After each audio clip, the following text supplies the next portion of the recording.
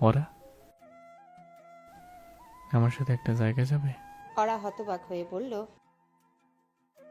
আরশাদ জোর দিয়ে বলল। হ্যাঁ, এখন। ওরা ভয়ার্ত কণ্ঠে বলল।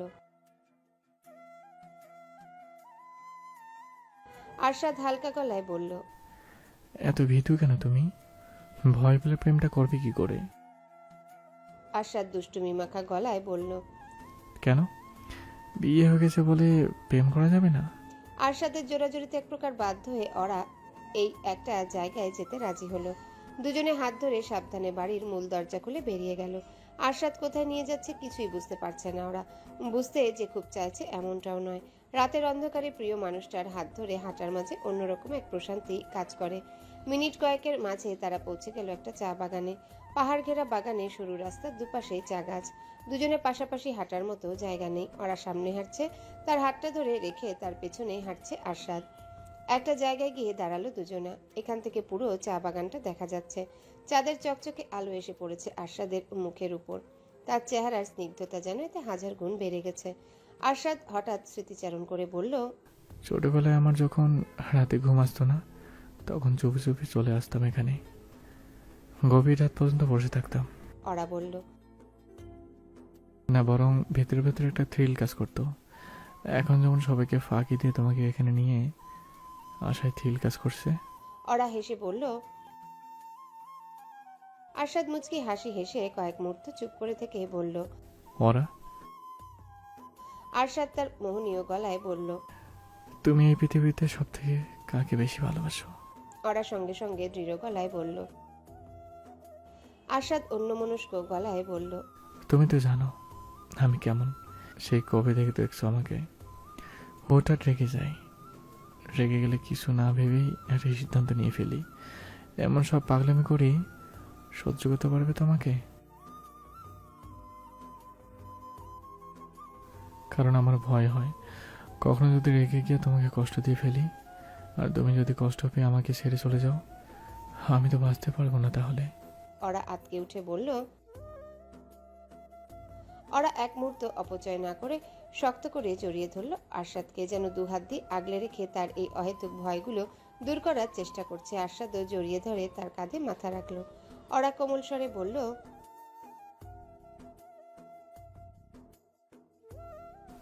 প্রমিস করো। স্টেজের সামনে রীতিমতো ঝগড়া বেঁধে গেছে দিশা ও রনির মাঝে। কে আগে পারফর্ম করবে এই নিয়ে ঝগড়া। রনি ঝাঁঝালো কণ্ঠে বলল। খুব না, ইকুয়ালিটির গান গাও। এখন আবার এসেছো লেডিস ফার্স্ট দাবি নিয়ে? বন্ডামির একটা লিমিট থাকা দরকার। দিশা দাঁতে দাঁত চেপে বলল। ফালতু কথা বলবে না রনি। আমি মোটেও বলিনি লেডিজ ফার্স্ট। আমরা আগে পারফর্ম করব, কারণ সব থেকে বেশি প্র্যাকটিস আমরাই করেছি। বেশি প্র্যাকটিস করলে আগে নাচতে দিতে হবে, এটা আবার কোন দেশের লজিক? তোমরা বেশি বেশি প্র্যাকটিস করেছো কারণ তোমরা নাচতে পারো না। দিশা অগ্নিদৃষ্টিতে রনির দিকে তাকিয়ে বলল। ঠিক আছে, দেখা যাবে আজকে চেকটা কে পায়। আসফিয়া ছুটে এসে দুজনের মাঝখানে দাঁড়িয়ে বলল। কি বাচ্চাদের মতো শুরু করলি তোরা দুজন? দিশা ঠোঁট উল্টে বলল। আপা, আমরা কত কষ্ট করে দুদিন প্র্যাকটিস করলাম, এখন নাকি ওরা আগে পারফর্ম করবে? আসফিয়া ঠান্ডা গলায় বলল। আয় পয়েন্ট টস করি, যে জিতবে সে আগে পারফর্ম করবে। কয়েন টসের সিদ্ধান্তে রনিকে সন্তুষ্ট মনে হলো, দিশাকে খুব একটা সন্তুষ্ট বলে মনে হলো না। দিশা গোমরা মুখে বলল। আমি শাপলা নিব।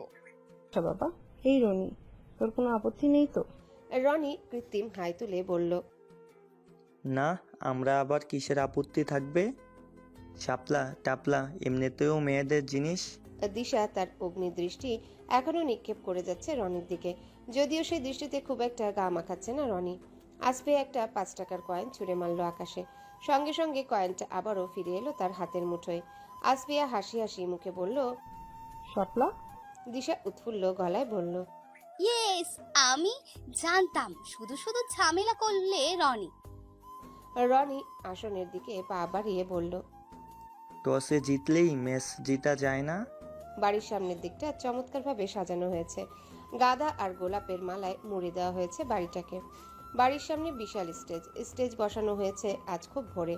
ওপরে হলুদ রঙের শামিয়ানা আর মরিচবাতি, স্টেজের চারিপাশটাতেও ফুলের অপরূপ সজ্জা। স্টেজের সামনে সকলের বসার আসন, সবগুলো সোফা হলুদ রঙের। সোফার প্রথম সারিতে বসেছে বিচারক প্যানেলের সদস্যরা। প্যানেলের বাইরে অরা বসে আছে প্রথম সারিতে, তার শাশুড়ি এবং মামি শাশুড়ির মাঝখানে। দ্বিতীয় সারিতে অন্যান্য মুরব্বীদের সঙ্গে বসেছে আরশাদ। নিজের পরিবারটার উপরে বড্ড বিরক্ত লাগছে। বড় বড় অ্যাওয়ার্ড শোতে আরশাদের জন্য প্রথম সারিটা বরাদ্দ রাখা হয়, অথচ নিজ বাড়িতেই তাকে সম্মান দেওয়া হচ্ছে না। প্রথম সারিতে বসা তার মূল লক্ষ্য নয়, মূল লক্ষ্য বইয়ের পাশে বসা। প্রতিযোগিতার সঞ্চালনা করছে সীমা, তার হাতে একটা মাইক্রোফোন। সীমা স্টেজে উঠে ঘোষণা করল, আপনাদের ধৈর্যের জন্য অনেক অনেক ধন্যবাদ। অল্প সময়ের মধ্যেই দিশার নেতৃত্বে স্টেজে পারফর্ম করতে যাচ্ছে এবারে সুন্দরী মেয়েরা। রনি দর্শকের আসন থেকে চিৎকার করে বলল, আর কবে পারফর্ম করবে? 2 মিনিটের বেশি দেরি করলে তাদের বহিষ্কার করে দেওয়া উচিত। রনির সে আশা অবশ্য অপূর্ণই রয়ে গেল। 2 মিনিটের আগে স্টেজে উঠে গেল দিশা, মেহের, টগর আর নূপুর। 4 জনের পরনে হলুদ আর কমলা সমারোহের শাড়ি। দিশা স্কুলের সকল প্রোগ্রামই নাচের দলে থাকতো। সেই অভিজ্ঞতা থেকে পুরো নাচটা কোরিওগ্রাফি করেছে সে। নাচ মোটামুটি খারাপ হয়নি, দর্শক বেশ ভালোই উপভোগ করেছে। তাদের পারফরমেন্স শেষে আবারও মাইক্রোফোন হাতে উচ্ছ্বসিত ভঙ্গিতে সীমা বলল, বিচারক প্যানেলের চোখ মুখ দেখে মনে হচ্ছে মেয়েদের পারফরমেন্স তাদের খুবই পছন্দ হয়েছে। দেখা যাক এবারের ছেলেদের নাচ তাদের কেমন লাগে। এবার রনির নেতৃত্বে পারফর্ম করতে আসছে এবারের ছেলেরা। ছেলেদের কাছ থেকে এমনিতেও কারো কোনো প্রত্যাশা নেই, তাই তাদের পারফরমেন্সের প্রতি সকলের তেমন আগ্রহ নেই। 4 জনের পরনেই নীল পাঞ্জাবি, এই বুদ্ধিটা অবশ্য আরশাদের। গায়ে হলুদের অনুষ্ঠানে মেয়েরা তো হলুদ পরবেই, তাদের থেকে নিজেদের আলাদা করার জন্য আরশাদের এই নির্দেশনা। গানটা বাজার সঙ্গে সঙ্গে সকলের আগ্রহ যেন কয়েকগুণ বেড়ে গেল। এই গান তো আরশাদের, কোনো বিয়ে বাড়ির গান নয়, তবে গানটা শুনলেই মনের অজান্তে সকলের পা দোলাতে ইচ্ছে করে। রনি ও তার দল শাহিনের শিখিয়ে দেওয়া স্টেপগুলো পরপর অনুসরণ করে যাচ্ছে। আরশাদ বলে দিয়েছিল, কোনো প্রেশার নিবি না, স্টেজে উঠে মনে করবে কেউ তোদের দেখছে না।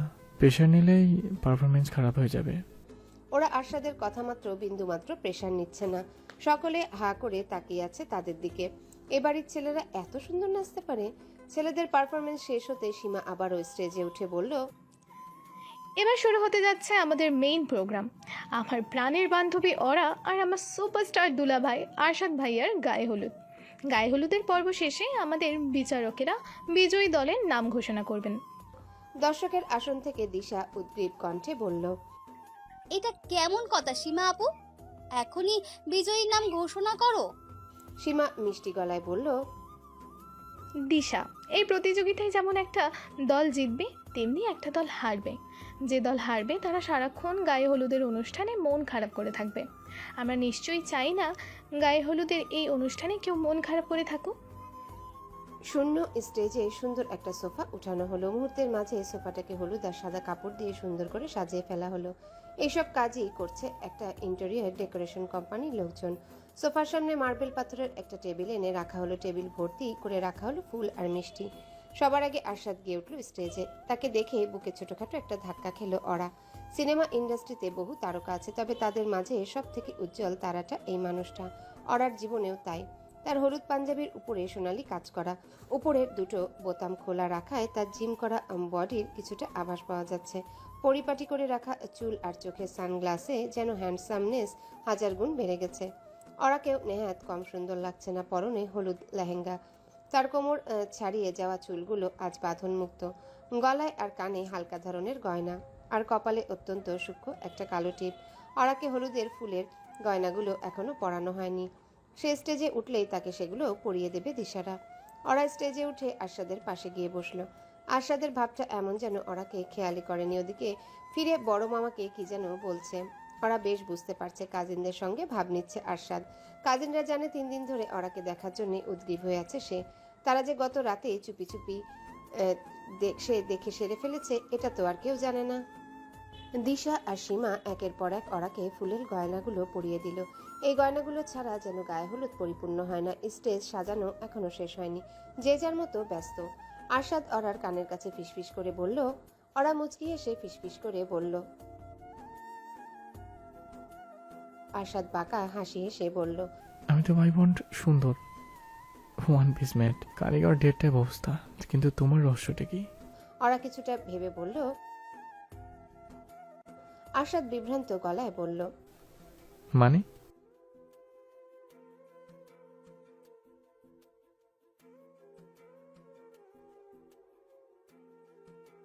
আরশাদ কিছু একটা বলার জন্য মুখ খুলেছে, কিন্তু সেটা আর বলতে পারলো না।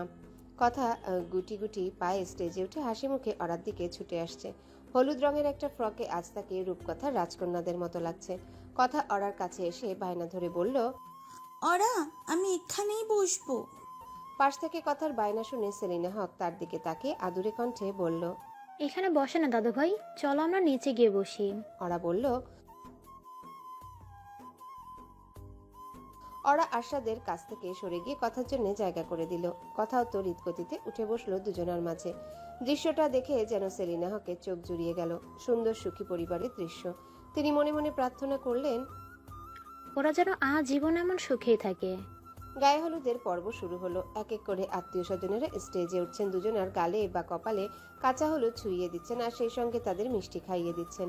এরই নাম তাহলে গায়ে হলুদ? ওরা কখনো কোনো গায়ে হলুদের অনুষ্ঠানে যায়নি বলে জানতো না এই অনুষ্ঠানে বরকনের উপর এমন মিষ্টির অত্যাচার করা হয়। মিষ্টি খেতে খেতে বেচারির মুখে স্বাদই চলে গেছে। ওদিকে সুপারস্টার সাহেবের ডায়েটের 12টাও ইতিমধ্যে বেজে গেছে। একের পর এক ছবি তুলতে তুলতে এবং প্রতিটা ছবি ঠোঁটের হাসি বজায় রাখতে রাখতে অরার গালে রীতিমতো ব্যথা শুরু হয়েছে। ওদিকে লাউড স্পিকারে বিয়ে বাড়ির গান বাজছে। আত্মীয় স্বজনেরা হলুদ ছোঁয়াতে এসে কি বলছেন বোঝার কোনো উপায় নেই। উচ্চ শব্দের মাঝে অরার কানে এসে পৌঁছালো আরশাদের ডাক। ওরা? ওরা তার দিকে ফিরে তাকাতেই আরশাদ কাঁচা হলুদের বাটিতে একবার হাত ডুবিয়ে কোমল স্পর্শে হলুদ ছোঁয়ালো অরার গালে। লজ্জায় ওরা স্তম্ভের আকার ধারণ করলো।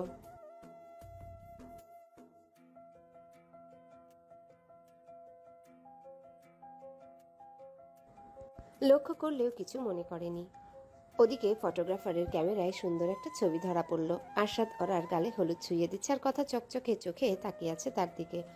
বসার ঘরে বড় করে বাধাই করে রাখার মতো একটা ছবি। গায়ে হলুদের পর্ব শেষে আরশাদ আর ওরা কথাকে নিয়ে স্টেজ থেকে নেমে গিয়ে বসলো দর্শকের আসনে। এবার আর কেউ তাদের আলাদা বসাতে পারেনি। সীমা দুই দলকে স্টেজে ডেকে নিল। সীমার ডান দিকে দাঁড়িয়েছে টিম দিশা, আর বাঁদিকে টিম রনি। এরপর সে ডেকে নিল বিচারক প্যানেলের সদস্যদের। সীমা উৎফুল্ল ভঙ্গিতে বলল, এখন সেই মুহূর্ত যার জন্য আমরা শুরু থেকে অপেক্ষা করে আছি। কিছুক্ষণের মধ্যেই আজকের বিশেষ ডান্স কম্পিটিশনের বিজয়ীর নাম ঘোষণা করা হবে। আপনাদের আবারও মনে করিয়ে দিচ্ছি, বিজয়ী দল পাবে 1,63,000 টাকার চেক, আর পরাজিত দল সান্ত্বনা পুরস্কার হিসেবে পাবে হাফ কেজি কালো জাম। সীমা হেঁটে গিয়ে সেলিনাকের কাছে দাঁড়িয়ে বলল, খালা, তোমরা বিজয়ীর নাম নির্ধারণ করেছো? সেলিনা হক হাসি মুখে হ্যাঁ সূচক মাথা নাড়লেন। সীমা উচ্ছ্বসিত ভঙ্গিতে বলল, তাহলে কে হতে যাচ্ছে আজকের বিজয়ী? টিম দিশা নাকি টিম রনি? সীমা তার মাইক্রোফোন নিয়ে ধরল সেলিনা হকের সামনে। সেলিনা হক কয়েক মুহূর্ত চুপ করে থেকে রহস্যের সৃষ্টি করলেন। দিশা এবং রনি দুজনেই ব্যাকুল দৃষ্টিতে তাকিয়ে আছে তার দিকে। অবশেষে সেলিনা হক নীরবতা ভঙ্গ করে হাসি মুখে বললেন, টিম রনি। রনি, আকাশ, পবন আর মিশন উচ্ছ্বাসে ঝাঁপিয়ে পড়ল একে অপরের উপর। ওদিকে দিশা, মেহের, টগর ও নুপুরের চোখে মুখে যেন অন্ধকার নেমে এসেছে। দিশা ধরেই নিয়েছিল তার দল বিজয়ী হবে, তবে এটা কি করে হয়ে গেল? রনিরা যে বিজয়ী হতে পারে এটা তার কল্পনাতেও আসেনি। রনি ছুটে গিয়ে স্টেজ থেকে নেমে আরশাদকে জড়িয়ে ধরল। আরশাদ তার পিঠ চাপড়ে দিয়ে বলল, প্রাউড অফ ইউ। রনি আবারও ফিরে গেল স্টেজের দিকে। ওরা আরশাদের দিকে তাকিয়ে সন্দেহযুক্ত কণ্ঠে বলল। আরশাদ হালকা গলায় বলল, থাকতেও পারে, আবার নাও থাকতে পারে। ওরা আগ্রহ নিয়ে বলল। আরশাদ অন্যরকম গলায় বলল। সব গল্প এখনই শুনবে? ওরা জবাব না দিয়ে দৃষ্টি ফিরিয়ে নিল স্টেজের দিকে।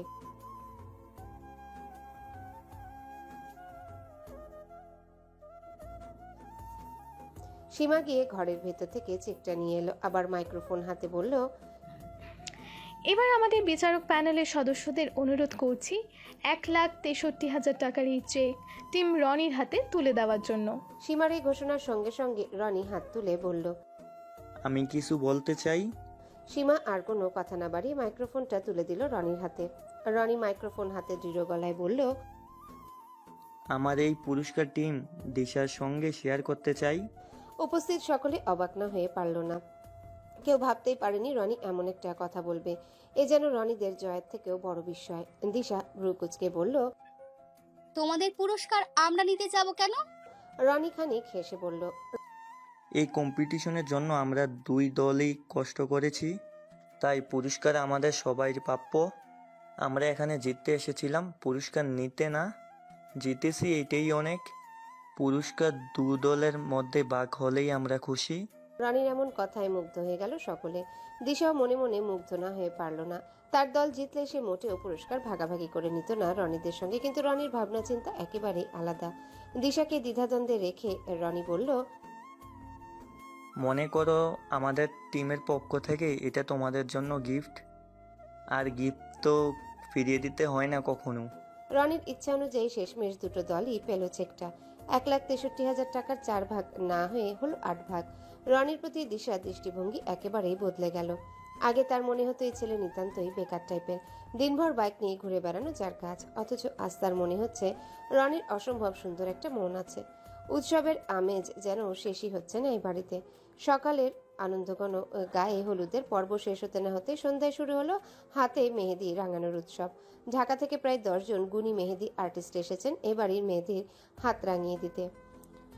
বাড়ির সামনে মেয়েরা ছোট ছোট আসনে বসে হাতে মেহেদি দিচ্ছে। সব থেকে আয়োজন করে মেহেদি দেওয়া হচ্ছে অরার হাতে। সে যে আসনটায় বসেছে সেটা ফুলে সাজানো, আসনের চারিদিকে আবার কুশন ভরে গেছে। আরাম করে কুশনে হেলান দিয়ে বসে হাতে মেহেদি পড়ছে ওরা। দুজন ফটোগ্রাফার বিভিন্ন জায়গা থেকে এই দৃশ্য ধারণ করছে। তবুও অরার পাশে বসে পুরো দৃশ্যটার ভিডিও মোবাইলে ধারণ করছে সীমা। অরা ক্লান্ত স্বরে বলল।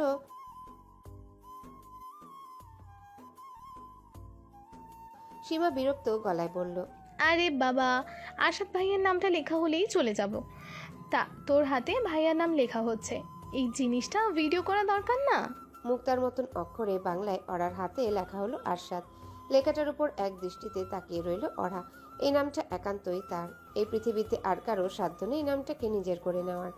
মেহেদিতে হাত রাঙানো শেষে ওরা অপেক্ষা করে রইল মেহেদি শুকাবার। হাতে যতক্ষণ মেহেদি রেখে দেওয়া হয় রং নাকি ততই গাঢ় হয়। প্রায় ঘন্টাখানেকের পর অরার ধৈর্য হারিয়ে গেল। হাত ধুয়ে চোখে পড়ল টকটকে লালে ফুটে ওঠা ডিজাইন, আর সেই সঙ্গে অতি প্রিয় ওই নামটা। নিজের হাতে ফুটে ওঠা মেহেদির রং কাউকে দেখালো না ওরা। যার নামে হাত রাঙিয়েছে তাকেই আগে দেখাবে। আরশাদকে পাওয়া গেল তার ঘরে। তার গম্ভীর চোখ দুটো আটকে আছে ল্যাপটপের দিকে। সবগুলো ব্যস্ত চোখকে ফাঁকি দিয়ে ওরা তার ঘরে প্রবেশ করে তৎক্ষণাৎ দরজা লাগিয়ে দিল। দরজার শব্দে আরশাদের ধ্যান ভঙ্গ হলো। চোখ তুলে অরাকে দেখতে পেয়ে দুষ্টুমি মাখা গলায় বলল। সবসময় আমাকে অসভ্য অসভ্য বলে এখন নিজেই অসভ্যতা করছো। অরা চমকে উঠে বলল। ভরা বাড়িতে দরজা বন্ধ করছো কেন? অরা লজ্জা ভরা গলায় বলল। কি কাজ? অরা এসে আরশাদের পাশে দাঁড়িয়ে তার হাতটা আরশাদের দিকে বাড়িয়ে দিল। কোমল স্পর্শে তার হাতটা ধরল আরশাদ। ভাবটা এমন যেন কোমল পদ্ম ফুল ধরেছে সে, একটু জোর দিয়ে ধরলেই ফুল ছিঁড়ে যাবে। অরার মেহেদি রাঙা হাতটা দেখে প্রচ্ছন্ন এক হাসি ফুটে উঠল আরশাদের ঠোঁটে। তার সব থেকে বেশি আনন্দ লাগছে নিজের নামটা দেখে। একটু একটু করে শেষমেশ অরার সবটাই নিজের অধিকারে নিয়ে ফেললো আরশাদ। দিন শুরু হওয়ার আগে বিয়ে বাড়ির উৎসাহ উত্তেজনায় ভাটা পড়ল। সকলের মুখ থেকে উচ্ছ্বাস দূর হয়ে জায়গা করে নিল একরাশ দুশ্চিন্তা। দুশ্চিন্তাটা অরাকে ঘিরে। সকাল থেকে বেচারির জ্বর।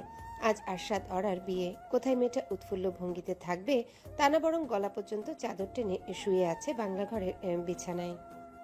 চিন্তিত মুখগুলো সব বাংলা ঘরে জড়ো হয়েছে। সীমা অরার কপালে হাত বুলিয়ে দিচ্ছে, ওদিকে দিশা তার হাত ডলে দিচ্ছে।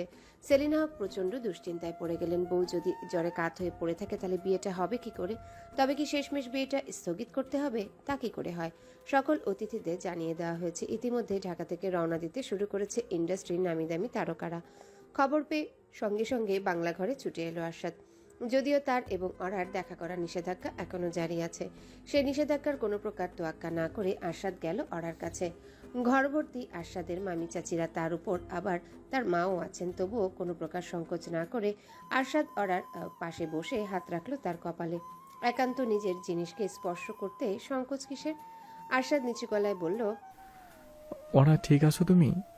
অরা অস্পষ্ট গলায় বলল। হুম। মুখে হুম। বললেও আরশাদ বুঝতে পারছে অরা ঠিক নেই। জ্বরে তার গা রীতিমতো কাঁপছে, কপালটাও উত্তপ্ত। সেলিনা হক চিন্তিত ভঙ্গিতে বলল, বিয়েটা আজকের মতো ক্যান্সেল করবি নাকি আরশাদ? আরশাদ কিছুক্ষণ ভেবে বলল, আমার মনে হয় না তার দরকার হবে মা। ওনার ঘন ঘন জ্বরের টেন্ডেন্সি আছে। সেলিনা হক উদ্বিগ্ন কণ্ঠে বলল, তবুও বৌমাকে প্রেশার দিস না, ওর কষ্ট হলে বিয়েটা পিছিয়ে দেই। অরা বিছানায় পড়ে থেকে ক্লান্ত ভঙ্গিতে বলল, কোনো দরকার নেই মা, আজকেই বিয়ে হবে। তুমি শিওর বৌমা? হ্যাঁ মা। আরশাদ আশ্বাস দিয়ে বলল, তুমি চিন্তা করো না মা, বললাম না ওর ঘন ঘন জ্বর হয়, কয়েক ঘন্টা ঘুমিয়ে আবার সেটা সেরে যায়। তোমরা এমন মুখ গোমরা করে আসো কেন? যে যার কাজে যাও তো। এ দিশা, দৌড় দিয়ে ফ্রিজ থেকে আইসব্যাগ নিয়ে আয়।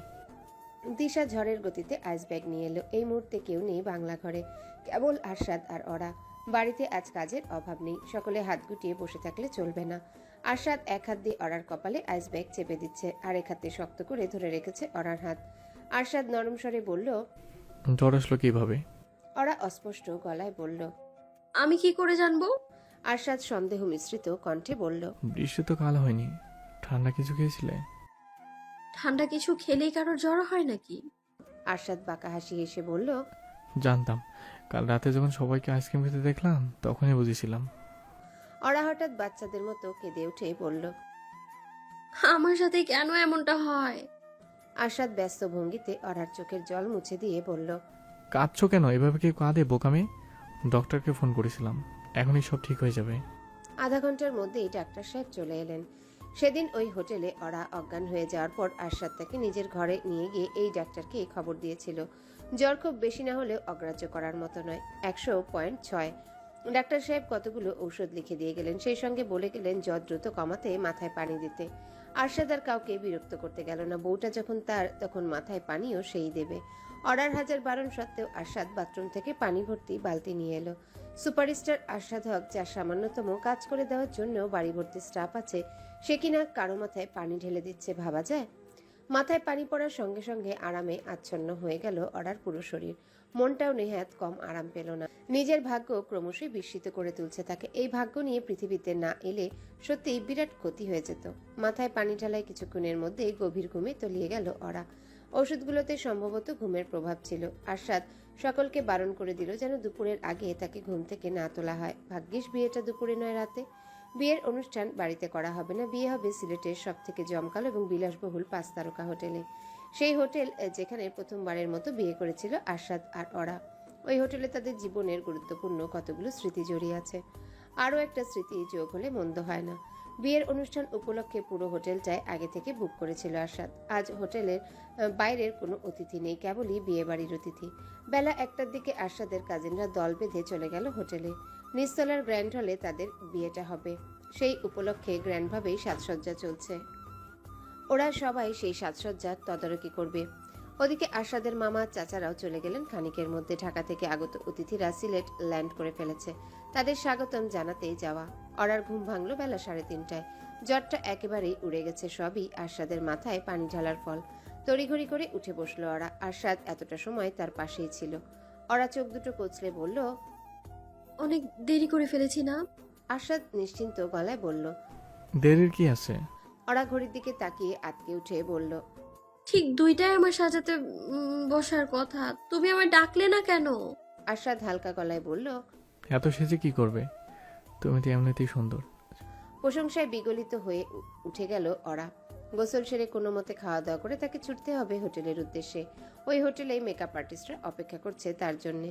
দুপুরের খাবার শেষে সেলিনা হক অরাকে বললেন, বৌমা দেরি যখন করে ফেলেছো তখন আরেকটু দেরি করো, সুন্দর একটা শাড়ি পরে যাও।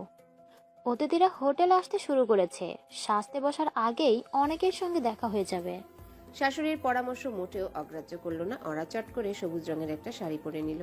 অরাকে হোটেলে নিয়ে যাবে আরশাদ, যদিও এত আগে থেকে তাকে রেডি হতে হবে না, তবুও যাচ্ছে। তার ইন্ডাস্ট্রির অনেক বন্ধুরা এসেছে, সকলের সঙ্গে আড্ডায় সময়টা পার হয়ে যাবে। অরা চেয়েছিল কথাকেও সঙ্গে নিয়ে যেতে, তবে সেটা সম্ভব হলো না। কাল সারা রাত কথা দিশা আর মেহেরের সঙ্গে হইচই করে ক্লান্ত ঘুমিয়েছে ভোর 5টায়। সেই ঘুম এখনো ভাঙেনি। অরার ইচ্ছে ছিল আজ নিজের হাতে সে সাজিয়ে দেবে কথাকে। সেলিনা হক আশ্বাস দিলেন অরা সেই ইচ্ছা অপূর্ণ রাখবেন না। ঠিক সময় মতো কথাকে নিয়ে হোটেলে হাজির হবেন তিনি। দুই ধারে সবুজ চা বাগান, আর মাঝপথে ছুটে চলেছে আরশাদের বিখ্যাত গাঢ় সবুজ রঙের ছাদখোলা গাড়ি। ঢাকায় এই গাড়ির ছাদ খুলে রাখার উপায় নেই, বরং কালো জানালা টেনে রাখতে হয়। আরশাদকে রাস্তায় দেখলে অফুরন্ত ভিড় জমে যাবে। এদিকটাতে তেমন একটা লোকালয় নেই বলেই রক্ষা। ওরা একটু পরপর আর চোখে তাকাচ্ছে আরশাদের দিকে। তার পরনে ডার্ক ব্লু শার্ট আর ডেনিম জিন্স, আর চোখে কালো সানগ্লাস। ছেলেটাকে নেহায়েত রাজপুত্রের মতো লাগছে। না, রাজপুত্ররাও এত সুন্দর হয় না। আরশাদ আচমকা শীতল গলায় বলল, নিজের হাজবেন্ডের দিকে কেউ আর চোখে তাকায়? তাকাতে চাইলে সরাসরি তাকাতে পারো, কোনো বাধা নেই।